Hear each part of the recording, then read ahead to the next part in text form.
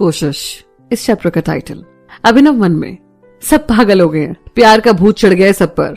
और वो गधा राहुल मुझे कहता था इन सबसे दूर रहे, और देखो कैसे पागलों की तरह बनारस जाने को तैयार हो गया। क्या हो गया इसको, पता ही नहीं चल रहा है, बेवकूफ कहीं का। अभिनव फिर आवाज देकर और शराब मंगवाता है मन में अभिनव, और इसने उस लड़की के चक्कर में मुझ पर हाथ उठाया।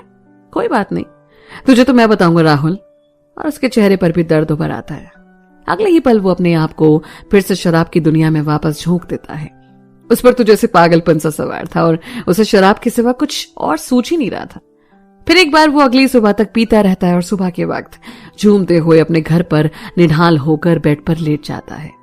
वहीं हवेली में राहुल सबसे झूठ बोल देता है कि कॉलेज के काम की वजह से दोनों बनारस जा रहे हैं, और किसी को कोई भनक भी नहीं लगी थी कि कोई और बात भी हो सकती है, तो कोई मना भी नहीं करते हैं और आसानी से सब मान जाते हैं। शाम के दोनों की ट्रेन थी। बनारस की ओर जाने से कुछ वक्त पहले सोनाली राहुल को अपने पास बुलाती है। सुनो राहुल, मैं ये नहीं कह रही कि तुम्हारा फैसला गलत है, पर एक बार सोच लो, क्योंकि जिनसे तुम्हारा सामना होने वाला है वो बहुत ही खतरनाक लोग हैं। राहुल, आप चिंता मत कीजिए चाची, सनाया को साथ लेकर आऊंगा। सोनाली, और अदिति को क्यों ले जा रहे हो साथ? राहुल, मैंने खुद ही इतना मना किया ऐसे, पर ये माने तब ना। पर आप चिंता मत कीजिए, हम दोनों ही सही सलामत सनाया के साथ वापस आएंगे। भगवान तुम्हारी मनोकामना पूरी करे। और सुनाए वैसे भी बाबा के दरबार से कोई खाली नहीं लौटता, और फिर तुम दोनों तो एक दूसरे से इतना प्यार करते हो, तुम जरूर उनको मना लोगे। सोनाली बोली। शाम के वक्त दोनों सबसे विदा लेकर स्टेशन के लिए निकल पड़ते हैं। तकरीबन 2 घंटे बाद दोनों दरभंगा स्टेशन पहुंच जाते हैं, जहां से उनकी बनारस के लिए ट्रेन थी। वहीं दोपहर के वक्त अभिनव की नींद अचानक से खुलती है और वो एक झटके में उठकर बैठ जाता है। फोन निकालकर वो किसी को फोन करता है और फिर अभिनव बोला, साला खुद तो मरेगा ही, पर मुझे भी चैन से नहीं जीने देगा। फटाफट उठकर तैयार होता है। प्रिया, अरे सामान लेकर कहां जा रहा है, और वो भी इतनी जल्दबाजी में? अभिनव, माँ आप चिंता मत कीजिए, आता हूं 3-4 दिन में। प्रिया, पर? अभिनव, मैं आपको फोन करके सब बताता हूं, अभी बहुत देर हो रही है। और फटाफट अपनी गाड़ी में सामान फेंकता है, ड्राइविंग सीट पर आकर बैठ जाता है और तेजी से गाड़ी कंपाउंड से निकालता है। थोड़ी देर में गाड़ी हवा से बातें करने लगती है। वहीं ये दोनों भी स्टेशन पर बैठे थे और अब गाड़ी प्लेटफॉर्म पर आ चुकी थी। राहुल दोनों का सामान उठाता है और दोनों ट्रेन के अंदर जाकर बैठ जाते हैं। कुछ ही देर में ट्रेन खुलने वाली थी। अभिनव तब तक अपनी गाड़ी पार्किंग में पार्क करके बाहर खड़ा था और सिगरेट पी रहा था। सिगरेट खत्म करने के बाद वो स्टेशन के अंदर आता है। तब तक ट्रेन धीरे धीरे प्लेटफॉर्म से निकलकर अपने मंजिल की तरफ रवाना हो चुकी थी और अभिनव दौड़ते हुए किसी भी तरह से ट्रेन में सवार हो जाता है। ट्रेन में एक आदमी बोला, लग रहा है ज्यादा जल्दबाजी में हो। अभिनव, अबे चलना हट साइड, और उसे साइड करके वहां से निकल जाता है। थोड़ी देर ट्रेन में ढूंढने के बाद उसे राहुल दिखाई देता है। अभिनव राहुल के पास जाकर अपना सामान फेंकता है। राहुल जो कि अपने ही ख्यालों में खोया था, ये क्या बदतमीजी है? अभिनव, और जो तूने किया? राहुल आंख उठाकर उसे देखता है, तू यहाँ क्या कर रहा है? अभिनव, और यही सवाल तो मैं भी तुझसे कर सकता हूं ना, कि तू तो ठीक है पर ये कहां जा रही है? और अदिति की तरफ इशारा कर देता है। राहुल, पर तू तो आने वाला नहीं था ना? अभिनव, माना दिल का बुरा हूं, पर जब तेरे जैसा दोस्त सुना तो क्या ही कहना। अदिति जो अभी भी हैरान थी कि कल तो ये इतनी उल्टी सीधी बातें कर रहा था और आज अचानक से इसे क्या हो गया। अभिनव सीट पर बैठ जाता है। भाई इसे क्यों लेकर आया? अदिति, एक्सक्यूज मी, मैं खुद आई हूं, ये मुझे क्यों लाएगा? अभिनव, ये भी सही है, और राहुल की तरफ मुड़ जाता है। अभिनव बोला, भाई बहुत जोर की भूख लगी है, कुछ लाया है क्या खाने को? अदिति फिर बैग से खाना निकालकर उसकी तरफ बढ़ा देती है और अभिनव बिना कुछ सोचे खाना लेकर खाने लगता है। राहुल, अभी रात भर इतना पीता क्यों है जो सुबह नींद नहीं खुलती? अभिनव बोला, खैर तू भी ना, अब पापा की तरह प्रवचन मत दे, उनसे मैं वैसे ही इतना बचता रहता हूं और तू भी शुरू हो जाता है। इतने में ही अंकल जो उनके साथ बैठे थे, आजकल के बच्चे भी ना तमीज ही नहीं है, एक तो इतनी बदतमीजी से आकर बैग फेंका और ऊपर से ऐसी बातें।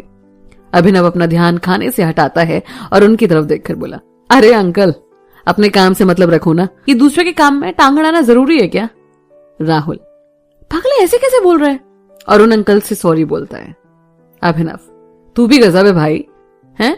एक तो गलती इनकी और सॉरी तू बोल रहे? राहुल, चुप हो जा।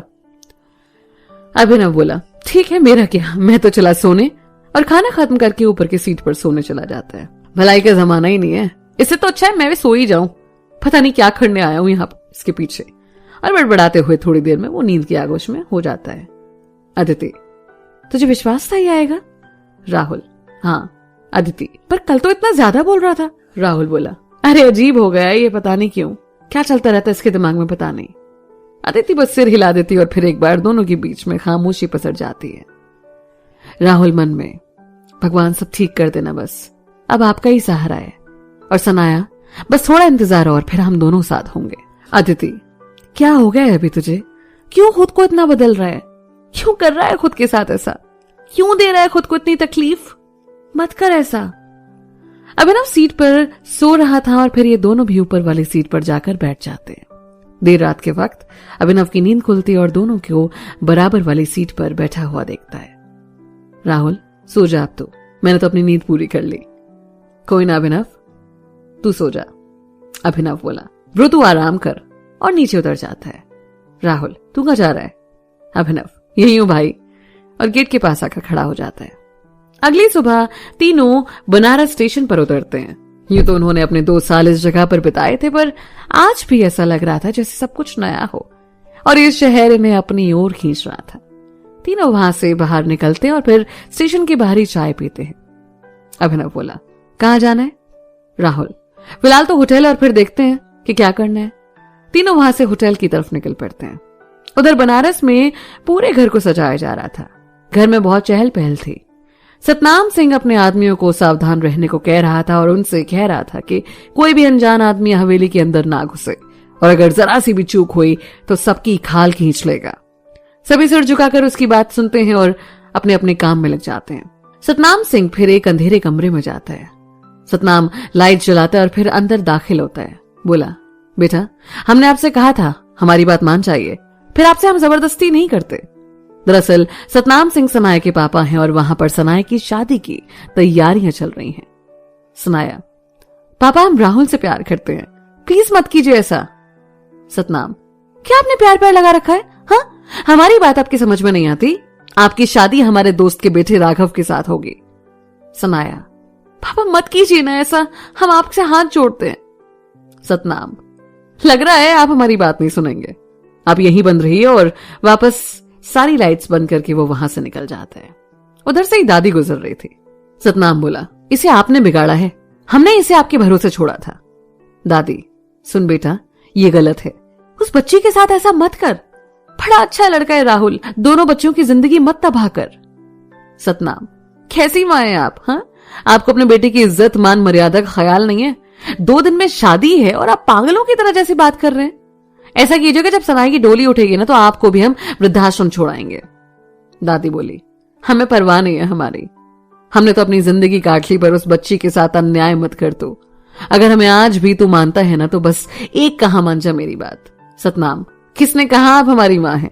हम तो नहीं मानते, और हम बस सनाई की शादी तक आपको इस घर में बर्दाश्त कर रहे हैं। दादी की आंखों से आंसू बह पड़ते हैं और वो रोते हुए बैठ जाती है। वही सतनाम सिंह वहां से निकल जाता है। सनाया बंद कमरे में रोती हुई, कहां हो तुम राहुल? आ जाओ ना प्लीज, मुझे यहां से ले जाओ, नहीं रह सकती तुम्हारे बिना, प्लीज आ जाओ राहुल। और उसकी आंखों से आंसू बहने लग जाते हैं।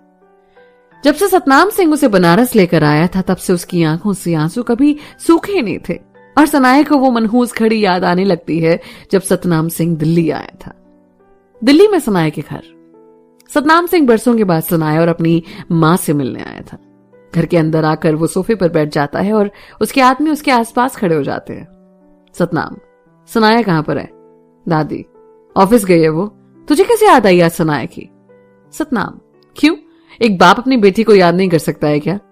दादी, हाँ बिल्कुल याद कर सकता है, पर जब उसने अपनी बेटी के लिए कोई फर्ज निभाया हो तब ना। सतनाम, मुझे आपकी बकवास बातों में ना कोई दिलचस्पी नहीं है, और अपने आदमियों से कुछ बातें करने लग जाता है। शाम के वक्त सनाया ऑफिस से घर वापस आती है और जैसे ही बाहर गाड़ियों की लाइन देखती है तो उसे अंदाजा हो जाता है कि वहां पर उसके पापा आए हुए हैं, और डरते हुए वो अंदर पहुंचती है। सतनाम सनाया को देखकर, हमारी बेटी आ गई, और उसके चेहरे पर मुस्कान फैल जाती है। सनाया, आप यहां क्या करने आए हैं? सतनाम, हम अपनी बेटी से मिलने आए हैं। सनाया, और ये आपको अचानक कैसे याद आ गई कि आपकी एक बेटी भी है? सतनाम बोला, बेटा वो बस किसी काम में बिजी थे। सनाया, अच्छा कोई बात नहीं, आप चाय पानी कुछ लेंगे? सतनाम, अब तो हम अपनी बिटिया के हाथ से बनी चाय पियेंगे। सनाया फिर जाकर दादी खुद और सतनाम के लिए चाय बनाती है और तीनों चुपचाप चाय पीते हैं। सनाया बोली, हम आपसे कुछ कहें? हाँ बेटा बोलो ना। सनाया, आप हमारी वो मुराद पूरी करेंगे? सतनाम, बिल्कुल बेटा। सनाया बोले, हम किसी से प्यार करते हैं और उसी से शादी करना चाहते हैं, और हम बस आपसे इतना चाहते हैं कि आप कोई अड़ंगा न डालें। जैसे हम अजनबियों की तरह रह रहे हैं वैसे ही रहेंगे। दादी, देख बेटा, राहुल बहुत अच्छा लड़का है और हमारी बेटी से प्यार भी बहुत करता है। सतनाम सिंह के चेहरे के रंग भाव बदल जाते हैं। सनाया बोली, हमने आपसे आज तक कुछ नहीं मांगा, बस हमारी शादी में कोई रुकावट मत डालिएगा। सतनाम सिंह के चेहरे पर मुस्कुराहट उभर आती है। बस इतनी सी बात? इतनी सी बात के लिए आप डर रहे हैं? एक तो हमारी बेटी ने पहली बार हमसे कुछ मांगा है और वो मुराद भी पूरी ना कर सके तो थू है हम पर। सनाया और दादी के समझ में कुछ नहीं आ रहा था कि जो वो सुन रहे हैं क्या वो सच है। सतनाम बोला, लेकिन हमारी भी एक शर्त है। सनाया पहले तो चौंक जाती और खुद को संभाल कर सतनाम बोला, अरे बेटा आप डरिए मत, हम चाहते हैं कि आपकी शादी बनारस से हो ताकि पूरा शहर देख सके कि सतनाम सिंह की बेटी की शादी है। सनाया, हम समझे नहीं कुछ। सतनाम बोला, आप दोनों आज हमारे साथ गांव चलिए और फिर क्या नाम बताया उस लड़के का? हाँ राहुल, उसके घर वालों को बुलवा लीजिए और हम उससे बात कर लेंगे वहां पर। सनाया, थैंक यू पापा थैंक यू, और फिर उसके गले लग जाती है। सतनाम सिंह के चेहरे पर कुटिल मुस्कान तैर जाती है।